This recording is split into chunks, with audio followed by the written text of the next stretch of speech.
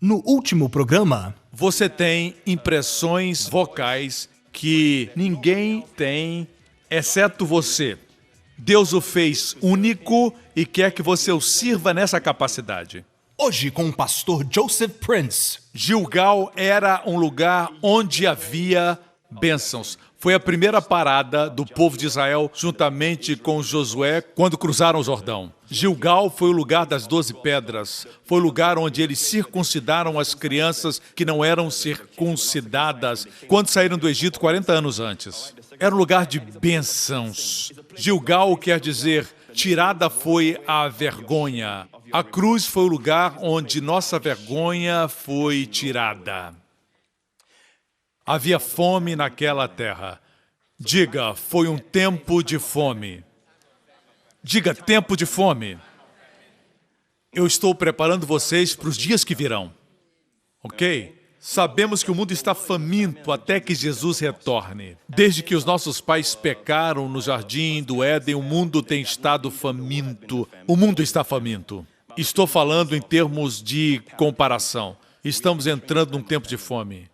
Essa mensagem é uma palavra para o nosso tempo. É a palavra de Deus para este momento. Existia fome na terra e os filhos dos profetas estavam assentados na sua presença e disse ao seu servo, põe a panela grande ao lume e faz um caldo de ervas para os filhos dos profetas. Põe uma panela grande no fogo. Próximo verso, então um deles saiu ao campo, a panela já estava no fogo. Já estava quente. Mas um brincalhão, um rapaz, seu nome não foi mencionado, isso não importa, não interessa quem foi, um deles saiu para tentar melhorar a sopa que já estava feita. Já estava pronta. O profeta disse, põe a panela grande ao lume e faz um caldo de ervas. E esse rapaz saiu dizendo, essa sopa precisa ser melhorada. Tudo começou no Jardim do Éden. Deus tinha um banquete delicioso preparado para Adão e Eva. Tudo estava preparado.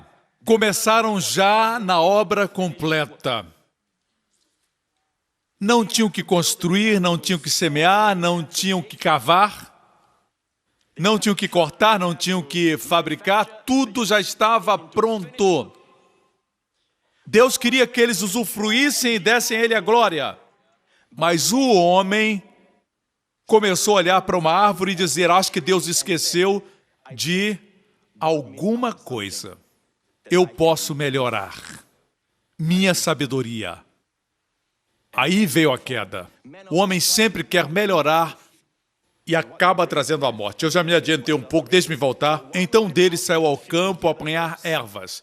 A propósito, se analisarmos a palavra ervas, vem da palavra hebraica orá. E essa palavra não quer dizer somente ervas, vem da palavra or, que é luz. É algo brilhante, algo iluminado. Muitas vezes no nosso louvor e adoração nós queremos iluminar, trazer alguma coisa especial. Não interessa muito a letra. Contanto que tenha ritmo, é isso que o povo gosta. Isso vai atrair o povo, depois nós pregamos. Não, irmãos?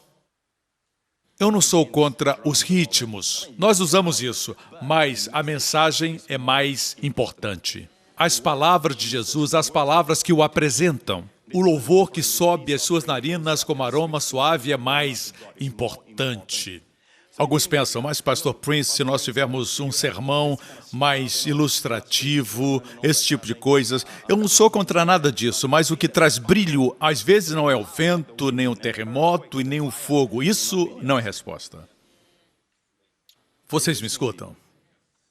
Ele foi ao campo apanhar legumes e encontrou uma trepadeira. Ele pensava que era uma videira. Tem pessoas que gostam de comida orgânica. Essa mensagem é para você. Era uma videira brava, não era plantada, era uma videira orgânica. Apanhou alguns de seus frutos e encheu deles o seu manto. É uma espécie de pepinos. O nome técnico é coloquíntida. É usado na medicina nos dias de hoje, mas pode ser venenoso. Quando voltou, cortou-os em pedaços e colocou-os no caldeirão de ensopado, embora ninguém soubesse o que era. Ele viu algo que parecia apetitoso, parecia certo, parecia bom. Adão e Eva viram que a árvore era boa, era linda, aleluia. Eu penso que eu posso melhorar aquilo que Deus fez por mim. Mas no fim, perderam tudo. Ele queria melhorar, porque era bonito. Ele pegou, cortou e colocou dentro do ensopado. Próximo versículo. E o ensopado foi servido aos homens, os filhos dos profetas, e quando provaram, eles gritaram: homem de Deus, a morte na panela! E não puderam mais tomá-lo. Você sabia que a panela, eu estava pensando sobre isso, eu estava meditando nisso, a panela é um lugar de colocar comida. É um lugar de vida, um lugar de sustento, um lugar onde você não espera encontrar a morte. Espera encontrar nutrição para a vida e não para a morte. Mas agora havia morte na panela. Eu estive pensando qual a tipologia da panela. As pessoas buscam por vida e encontram a morte. O que sustenta a vida? O que dá a vida? É claro, o alimento natural, mas aqui existe uma verdade escondida. Eu penso que pode se referir ao nosso corpo, mas também se refere ao ministério do púlpito, porque a palavra deve ir e produzir vida. Você não espera que exista morte na panela. Vocês me escutam? O fato aqui é que existia morte na panela, ok? Eles não podiam comer. E eles gritaram para o homem de Deus. Pelo menos eles sabiam a quem clamar. Porque Eliseu, cujo nome quer dizer Deus é salvação, é um tipo de nosso Senhor Jesus Cristo. Veja o que Eliseu disse. Eliseu pediu um pouco de farinha. Tragam farinha. O quê? Traga farinha, e ele colocou no caldeirão e disse: sirvam a todos, podem comer. E já não havia mais perigo no caldeirão. Olhe para mim, irmãos. A forma como o mundo vê é que se existe algo ruim, tem que remover. A forma de Deus é adicionar alguma coisa maior. Não me entenda mal. Escute. Certo? O mundo hoje ainda está sob maldição. Somos abençoados porque fomos redimidos. O mundo está em maldição, concorda? Se você tiver boa comida, um arroz bem preparado e delicioso, ou batatas, ou seja o que for, e alguém colocar um pouco de fezes dentro, matéria fecal. Mas a quantidade de matéria fecal é minúscula, muito pequena. Dá para comer toda a comida? Não. O seu filho diz: pai, o filme é bom, só tem essa partezinha que é ruim, que tem uma mulher nua. E dá ele a comida e diz: coma. Só para que você saiba que existe só um pouquinho de veneno nesse filme. O fato é esse, irmãos. Quando algo tem 90% de limpeza e 10% de sujeira, está sujo. E quanto à água? Você bebe a melhor água, que passou por um longo processo de filtragem. Amém? Um processo pleno de filtragem. É a melhor água na cidade. Se você é vendedor de água, não estou criticando o seu produto. Não fique com raiva de mim. Eu estou simplesmente dizendo a realidade. E você coloca um pouquinho de veneno na água. Só um pouquinho de água suja. Você beberia? Não. Por quê? Porque a impureza se espalha. A impureza é pior do que a parte boa da água. Esse é o mundo no qual vivemos. Só existe uma solução. É Jesus entrar nessa situação. Você sabe que o Senhor Jesus veio em tempo de fome. Jesus caminhou na região da morte. Mas onde ele caminhou, ninguém morreu na sua presença. Mas as evidências mostram que onde ele foi, se alguém estava morto, reviveu. Porque ele disse: eu sou a ressurreição e a vida. Amém? A Bíblia diz que ele entrou na situação, ele veio para o meio das necessidades, da depressão e da queda, da nossa maldição. Ele se moveu entre nós. Ele não estava no palácio em Jerusalém, comungando com a elite, com os grupos importantes. Ele estava entre os pobres, estava entre o povo. Quem o tocou recebeu poder. Eu gosto da versão que diz: recebeu virtude que saía dele e curou a todos. Se você caminhar por aquelas estradas, eu já caminhei por aquelas estradas, uma estrada de 2000 anos, do vilarejo de Betsaida. Eu coloquei os meus pastores deitados lado a lado e filmamos. Eu representava Jesus. E era uma estrada muito estreita. Pensávamos que era larga. E a Bíblia diz que deitaram os doentes dos dois lados da estrada. E os que tocaram as suas vestes, tocaram suas mãos, dá para imaginar todos aqueles doentes deitados em suas macas e camas, clamando com as suas feridas mal cheirosas, deitados ali. Era a humanidade ferida. E o príncipe da paz veio, o Filho de Deus, o amado do Pai.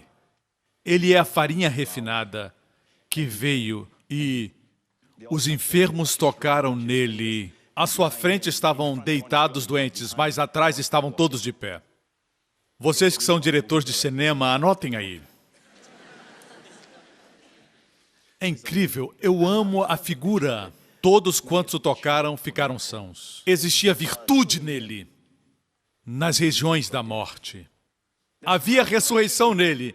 Ele não era a ressurreição e a vida. Tragam farinha.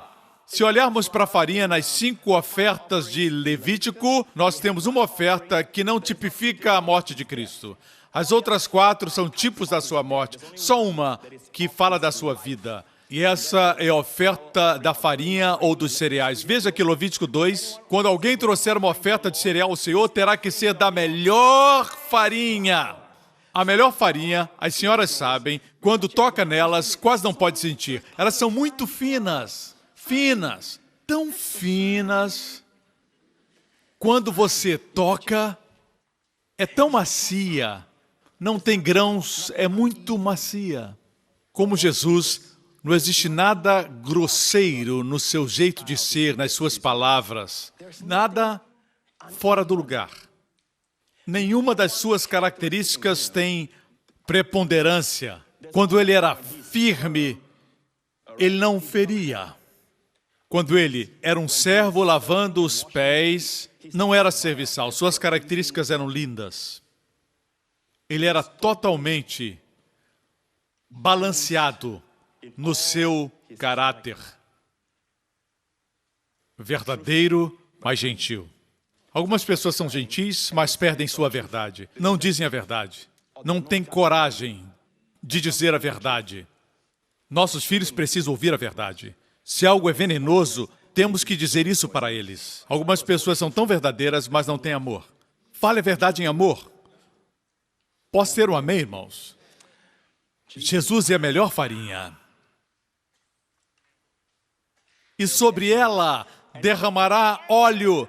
Óleo simboliza o Espírito Santo. Jesus não era só a melhor farinha, era ungido.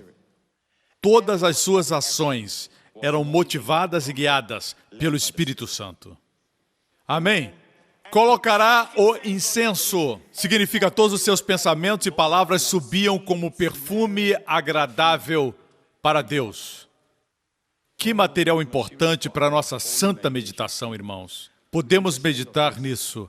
Às vezes estou fazendo exercícios e a minha mente está tão vazia. Eu estou caminhando, subindo uma ladeira e eu começo a meditar nisso. Eu penso, a melhor farinha. A melhor farinha. É tudo que eu posso dizer. A melhor farinha. Não precisa citar um versículo longo. Diga, farinha melhor. A melhor farinha. Então eu digo óleo. Depois eu digo incenso. Eu falo tudo sobre ele. O Pai ama isso. O Pai gosta de ouvir a respeito do seu filho. Voltemos ao texto.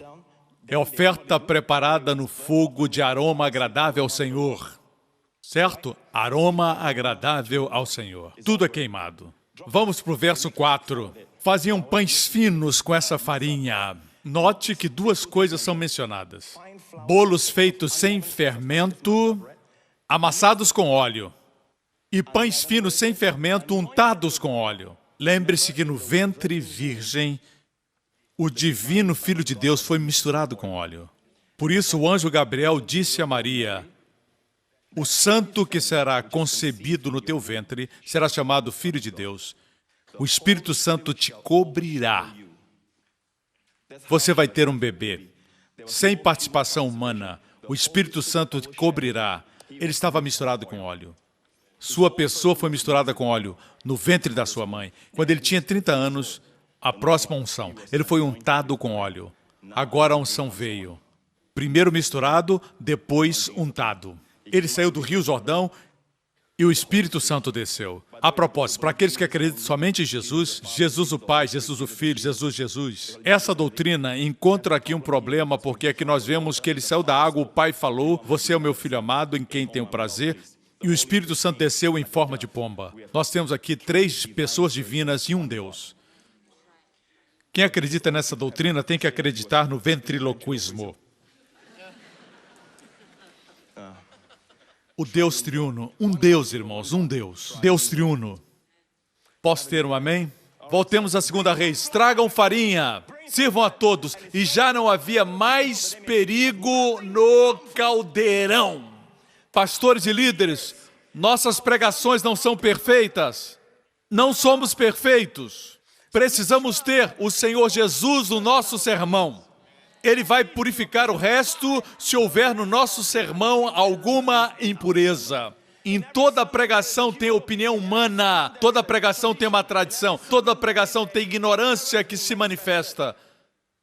Mas quando colocamos Jesus, ele purifica tudo. Nesse mundo de maldição, o impuro faz o puro impuro. Mas quando colocamos Jesus, ele é maior do que a impureza. Quando ele toca o impuro, ele se torna puro. Quando a farinha foi colocada na panela, toda a morte desapareceu. Nosso Senhor Jesus Cristo entrou no caldeirão da morte, na cruz, por você e por mim. Quem saiu lá de dentro? Nosso Senhor Jesus. Mas a morte foi destruída. A morte teve que pedir arrego ao único homem que não se prostrou diante dela. Todos os homens têm medo da morte. A Bíblia diz que Jesus assumiu a forma de homem, carne e sangue, e passou pela morte. Ele nasceu para morrer. Seu corpo existia para morrer. Por que morrer? Para que com sua morte ele destruísse aquele que tinha o poder da morte, o diabo. Aqui termina a história. Ela foi contada em 7 versículos somente. Vamos começar uma outra história. Veio um homem de Baal Salissa trazendo ao homem de Deus 20 pães de cevada feitos dos primeiros grãos da colheita. Perceba bem, parece que o Espírito Santo uniu esses 2 milagres. Fala da comunhão e fala do dízimo. Porque hoje recebemos a melhor farinha na ceia do Senhor. Por isso Jesus disse, fazei isso em memória de mim. Existe uma grande mentira que tem sido dita, que diz que antes do apóstolo João partir, ele viveu uma longa vida. João, o apóstolo, ele escreveu suas 3 epístolas. Ele advertiu a respeito dos agnósticos. E os agnósticos não creem que Jesus veio em carne e sangue. Eles creem que ele foi uma consciência cósmica. Você tem Cristo em você, Cristo está em você, Cristo está naquele que está na rua. Temos que internalizar para entrar em contato com a consciência cósmica de Cristo. Como eu sei? Porque eu fazia parte disso. Nova era. Isso é muito perigoso. Traz morte para a nossa alma. Todas as vezes que participa da ceia, você se opõe a isso. Existe o pão e existe o vinho. O corpo e o sangue. Quando você participa, você destrói a doutrina dos agnósticos. Todo espírito que nega que Jesus Cristo veio em carne não procede de Deus. É o espírito do anticristo. A ceia é isso. O inimigo vai atacar você, vai vir contra você. Na semana passada eu preguei sobre a ceia, certo? O que aconteceu essa semana? O meu filho ficou doente. Na quinta-feira, teve uma febre alta. Durante a sua vida de bebê, ele só tem 2 anos e meio. Mas durante sua vida, como um bebê, um menino, ele nunca teve febre com mais de 39 graus. 39,5 é febre muito alta. Os médicos dizem que essa temperatura é realmente muito alta. Não sabia o que fazer. E o diabo disse, onde está o seu ensinamento sobre a ceia? Você tem que correr para o hospital, leve o seu menino para lá. Você vai ser responsável. Ele começou a atacar. Eu conheço pregadores que não pregam sobre cura porque têm medo dos contra-ataques. Mas, amigo, ele contra-ataca porque ele está tremendo. Significa que ele está com medo. Amém? Como diz o Evangelho de Marcos 4:17, quando surge alguma tribulação ou perseguição por causa da palavra, em outras palavras, o diabo ataca quando pregamos a palavra, porque ele teme que a palavra encontre lugar e se enraize. Ele quer que eu pare de pregar sobre a ceia, mas eu estou pregando uma vez mais sobre a ceia.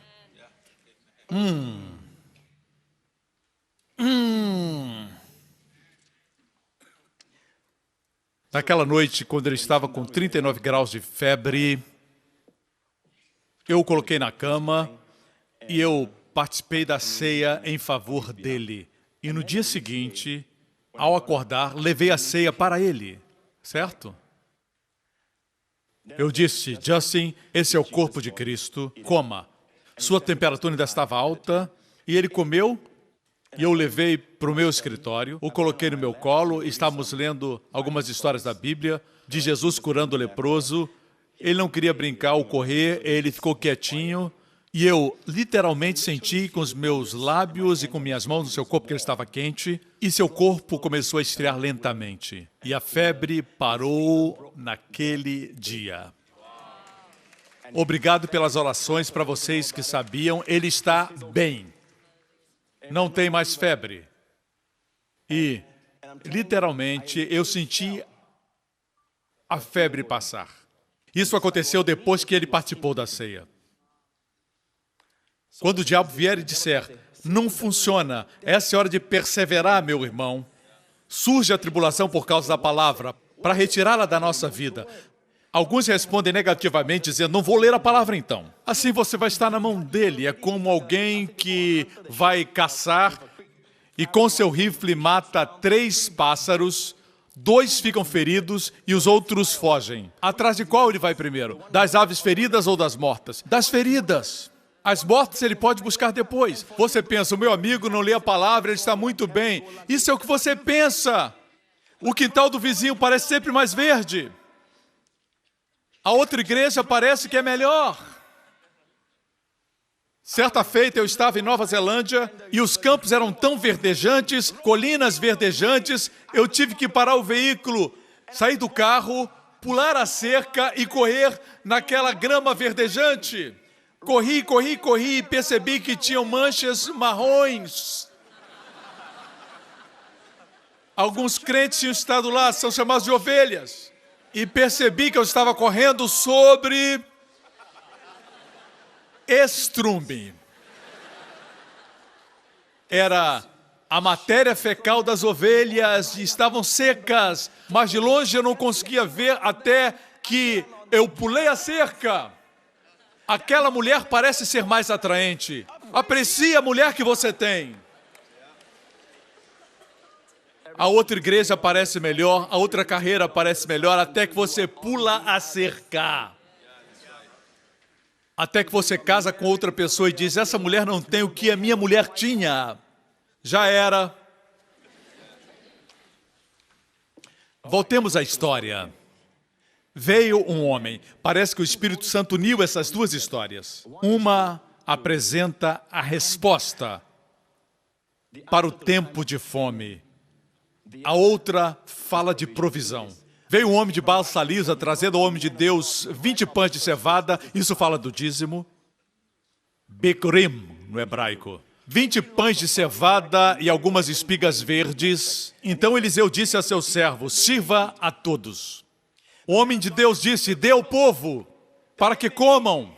O auxiliar de Eliseu perguntou, como poderei servir isso a 100 homens?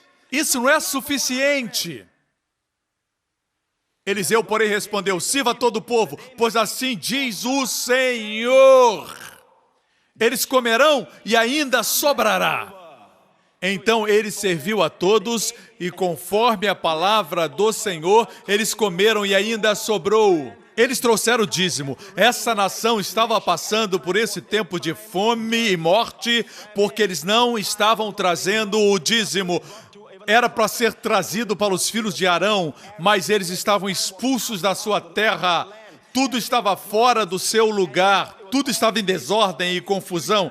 Mas esse homem que era sincero disse: eu quero dar meu dízimo, para onde eu vou? E ele decidiu ir para Eliseu. E não somente eles tiveram provisão, mas também tiveram sobras. Lhes sobrou. Eu gosto de sobras. Essa história lembra você de alguma coisa? Lembra de alguma coisa e de alguém? Nosso Senhor Jesus, você se lembra? Vemos na Bíblia que existem duas diferenças entre Jesus e Eliseu. Uma é o tamanho do milagre, a outra é o estilo do milagre. Eliseu alimentou 100 homens. Jesus alimentou 5.000 homens, sem contar mulheres e crianças, provavelmente 15 a 20 mil pessoas. Tem sempre mais mulheres e crianças do que homens. E sobejaram 12 cestos. Vemos que em tudo ele tem a preeminência.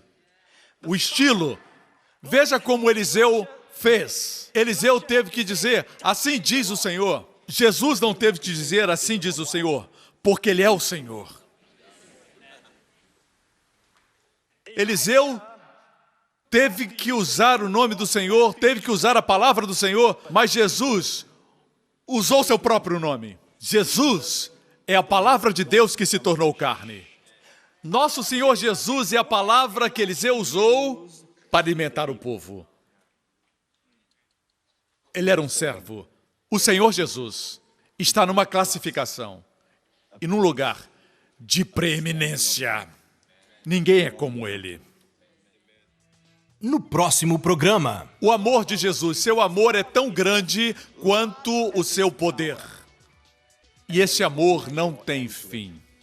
Podemos dizer que seu amor é tão grande quanto o seu poder. É sempre maior do que sua necessidade. Obrigado por sintonizar no programa de hoje. Esperamos que tenha sido uma bênção para a sua vida. Para mais informações sobre o programa da Igreja New Creation, acesse o site ncctv.org.sg. Lá você poderá se inscrever para receber um devocional diário do pastor Joseph Prince. Seja incentivado e fortalecido todos os dias e saiba o quanto Deus lhe ama através desses devocionais. Acreditamos que o seu dízimo pertence à igreja que você frequenta e oramos para que você seja grandemente abençoado, altamente favorecido e profundamente amado.